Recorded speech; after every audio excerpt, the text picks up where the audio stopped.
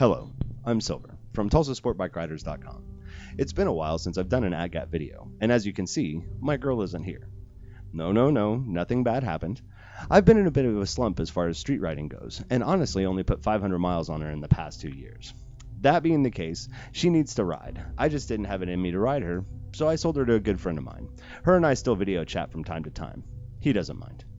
A while back, talking to a fellow rider friend of mine, we talked about how riding motorcycles was pretty dangerous on the whole. This was after a rash of crashes that year and someone dying. We came up with an equation that we both agreed by: risk versus reward.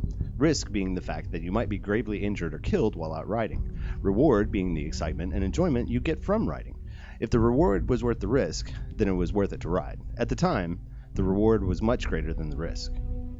As time goes on, and you pull enough people out of ditches, watch friends fly away in life-flight helicopters, and finally have someone crash and die roughly 50 yards in front of you, your brain takes a bit of a turn. The risk versus reward factor scale sways, and suddenly, the risk is greater than the reward. At least for me, it got to be that way. Full disclosure, after Kyle crashed and passed away right in front of me, I still rode. I was a rider. And I knew that if I crashed and died in front of someone, I would still want them to ride as well. To quote a great movie, "It's not a sin to die doing what you love," which I believe is true. My risk versus reward balance tipped when I was out riding a solo ride and visited the spot of Kyle's crash. It was a beautiful day, and I was having a wonderful time. I stopped and took a quick break, and then it was back at it on one of my favorite twisty roads in Oklahoma. It was there that I had my first ever panic attack while riding a motorcycle. I've had them before, and they're horrible. Tightness in your chest, feeling like you're going to pass out, basically thinking and feeling that you are going to die. I rode home 75 miles that day with a full-blown panic attack on my brain. It sucked.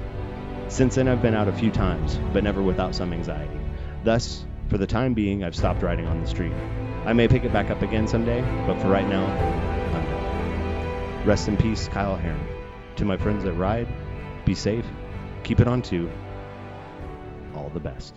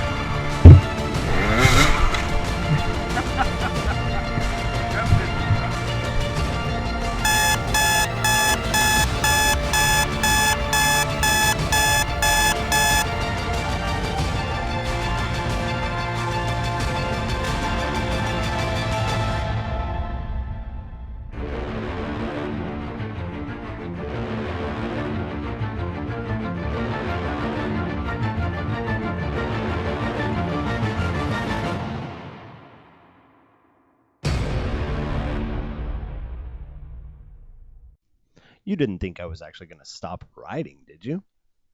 No, I just decided to go with the new surface. Stay tuned.